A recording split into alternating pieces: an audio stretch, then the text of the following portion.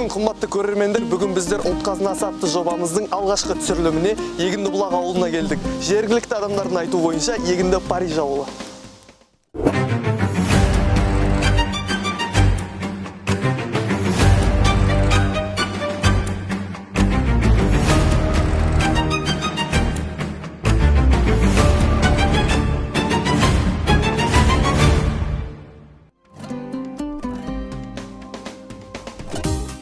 Қайырлы күн, сіздің аты жөніңіз? Менің аты жөнім Дәуренбеков Ахмет. Ұлт қазынасы жобасы туралы естігеніңіз бар ма? Жоқ, естімеппін. Осы ұлт қазынасы жобасы бойынша біз бүгін сіздерге Егіндібұлақ керемет ауылына келіп отырмыз. Бұл жобаның басты мақсаты ол ауыл жастарына арналған осы керемет жоба іске қосылды. Қазіргі яғни кездесуде сіз тәлімгердің көзіне барынша түскіңіз келеді. Әрине. Ұзын болашақта волейболист болуды армандайсыз. Қазақстанның жақсы волейболист болуына қатарына кіргім келеді. Жақсы, рахмет. Қайырлы күн, есіміңіз? Қайырлы күн, менің есімім Ғанияғыз Зерем. Ұлт қазынасы жобасы туралы естуіңіз бар ма? Иә, естідім. Ол ауыл жастарын дамыту мақсатында шығарылған жоба. Бүгін сол жоба аясында сіз тәлімгермен кездесу өткізейін деп жатырмыз. Кездесуден қандай қызықтар және қандай сәттер күтесіз? Кездесуде барлық осы 43-ші мектептің оқушыларының өз ойын, әркімнің қандай өскенде қандай жағынан дамығанын білеміз деп ойлаймын. Дамығанын қалайтын ба, қалайтын болады? Тәлімгер сізді таңдайды деп ойлайсыз ба? Иә, әрине мен оған барымды салып, тәлімгердің көзіне көрінуге барым салып тұрсам.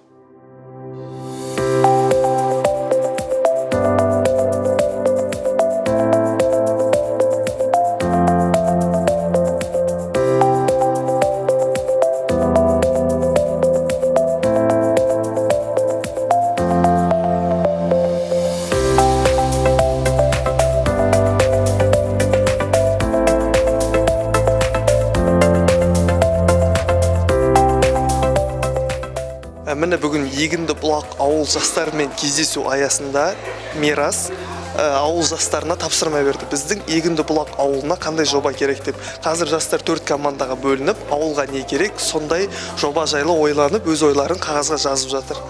Қызықтарды бірге тамашалайық.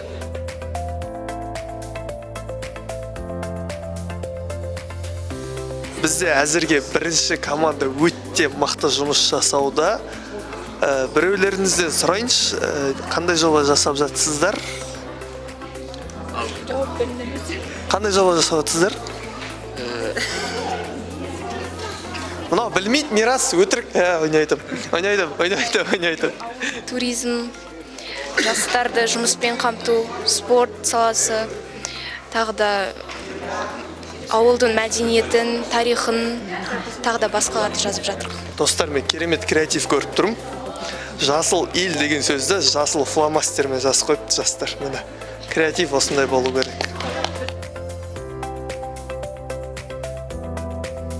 Міне біз екінші команданың жұмысымен танысуға келіп тұрық. Сіздер ауылды қолдау мақсатында қандай жоба істеп жатсыздар? Медицина саласына байланысты жоба, мақсаттарын жазып жатырмыз.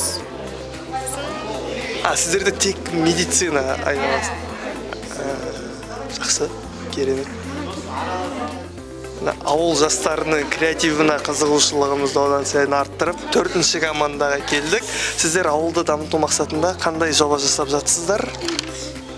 Бірлікке қатысты ауылды дамытқымыз келеді. Көмектесіп барлық басқасы келеді. Бірлікке қатысты? Иә, барлық бірге. Бірлік деген единица ма? Иә. Единица саласыздар ма сонда сіздер? Иә. Единица салатын терминал керек ауылға, иә, сонда? Сіз қазір не салатсыз? Қолдар планета ұстап тұр, бірлікті көрсетіп тұр.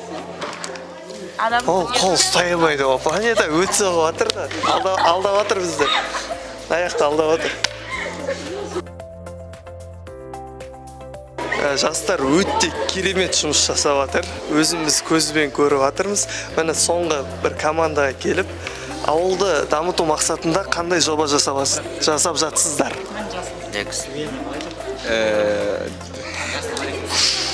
Ауыл туралы жазып жатырмық.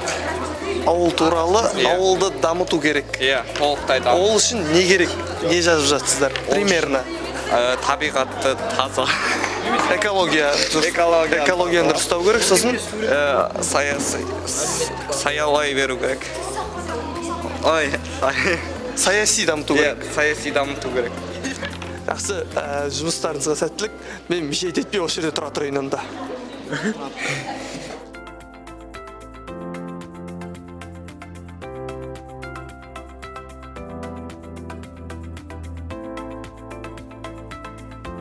Жастар, осы жоба қорғап, шығып, жұмыс атқарған үшін көптен көп рахмет. Ұлт қазынасы жобасы аясында осындай тренинг өткіздік бүгін, кездестік. Ал енді осы кездесудің аяғында мен өзімнің бір кішігірім сыйлығым бар. Бір қызығушылық танытып отырған. Сол бір кісіге сыйлығымды бергім келіп отыр. Есімің кім? Зере. Зере. Ұлт қазынасы жобасының аясында осындай ақылды колонка Яндекс станциясын саған бергім келіп отыр.